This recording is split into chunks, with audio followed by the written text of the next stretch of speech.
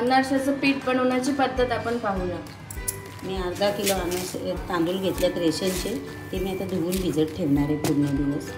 अर्धा किलो रेशनचे तांदूळ असे स्वच्छ धुवून घेतलेत आणि ते आता पूर्ण दिवस मी भिजत ठेवणार आहे। तांदूळ भिजत ठेवून आपला एक दिवस पूर्ण झालेला आहे।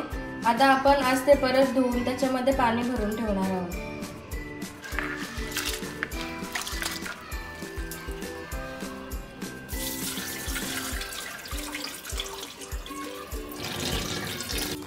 तांदूळ भिजत ठेवून आज 2 दिवस पूर्ण झालेले आहेत। आपण पुन्हा एकदा तांदूळ धुवून त्यात पाणी टाकून ठेवणार आहोत।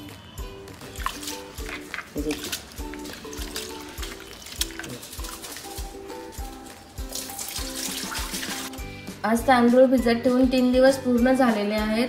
आता आपण यांना पुन्हा धुवून पंख्याखाली वाळत ठेवणार आहोत। अशा प्रकारे आपण घरातच तांदूळ सुकवून घेऊ। तांदूळ आपले सुकून झालेले दमट दमट, तर आता ते आपण मिक्सरला वाटून काढणार आहोत।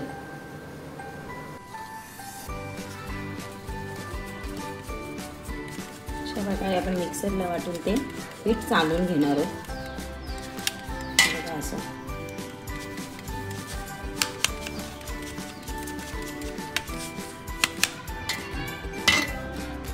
आपण पूर्ण पीठ आता बनवून घेणार आहोत। आता आपण परत मिक्सरच्या गूळ आणि वाटलेलं पीठ आणि गूळ आपण मिक्सरच्या भांड्यामध्ये काढून घेणार आहोत। एक जीव करून बघा अशा प्रकारे आपलं गूळ मिक्स करून झालेलं आहे। तर थोडंसं मऊपणा येण्यासाठी आपण त्याच्यात साजूक तूप टाकणार आहोत।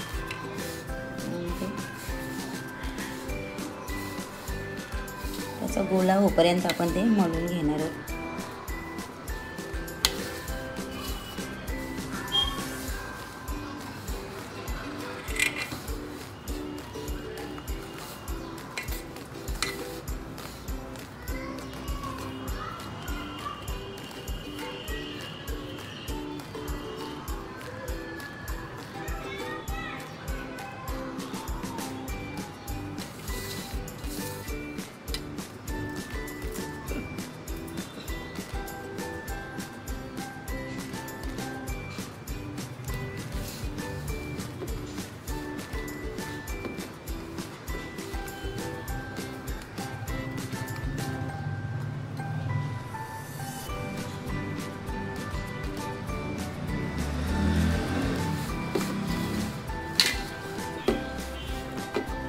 असे गोले करून आपण आता ते 3-4 दिवसासाठी ठेवणार आहोत।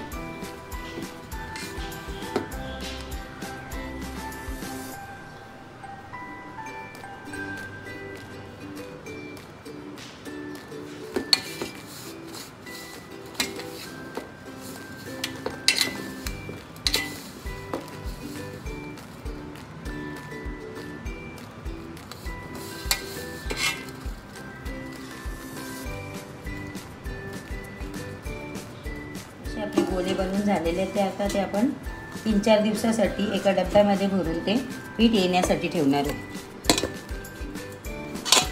आता 3 दिवसात आपल्या पिठाचा रंग बदललेला आहे, तर आता तो आपण असं खलबत्त्याच्या दाण्याने त्याला चेचून घेणार आहोत ना। परत तो 5-6 दिवसासाठी मुरण्यासाठी ठेवणार आहोत। अशा प्रकारे आपण पूर्ण पीठ हे खलबत्त्यामध्ये चेचून घेणार आहोत एका टोपामध्ये।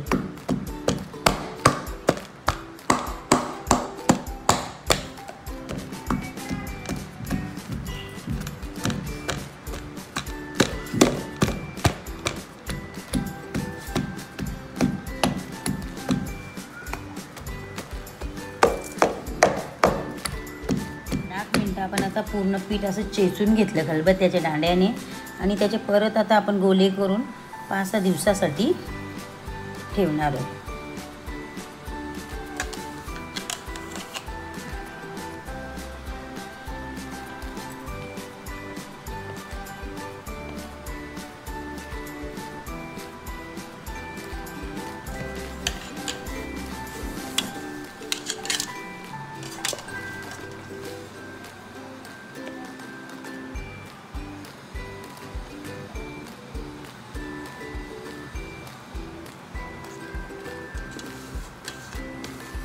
आपण या पिठाच्या गोळ्यामध्ये आता एक केलं ठेवणार आहोत, जेणेकरून केल्याच्या उष्णतेने हे पीठ चांगल्या प्रकारे येईल.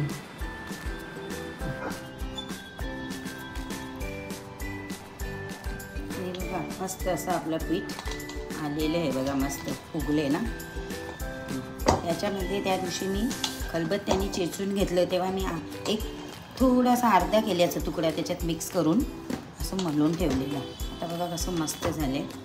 आता आपण आज त्याची अनारसे बनवून बघू.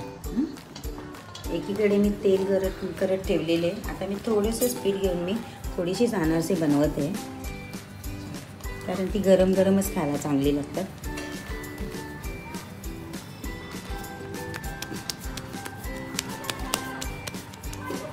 मी अशा पद्धतीने बनवत आहे. आणि आपण जी ताटात खसखस घेतलेली त्याच्यावर मी थोडंसं असं टाकून घेणार आहे. खसखसची बाजूने मी वरती ठेवायची तळून घेताना.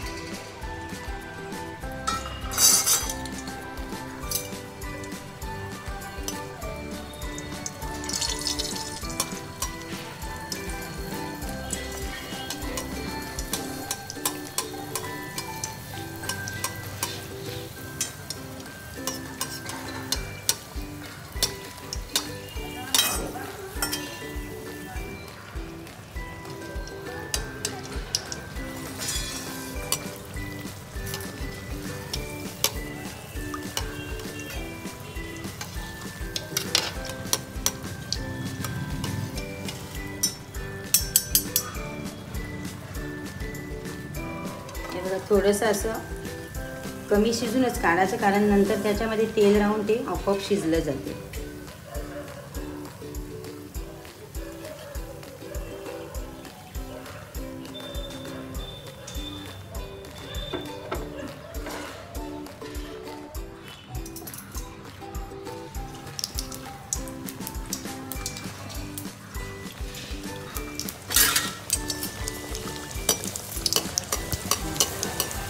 तेल गरम झाल्यावर आपण ते मंद आचेवरच तळून घेऊ, नाहीतर ते लगेच बाहेरून करपतात. मस्त असे अनारसे आपली फुगलेली आहेत बघा.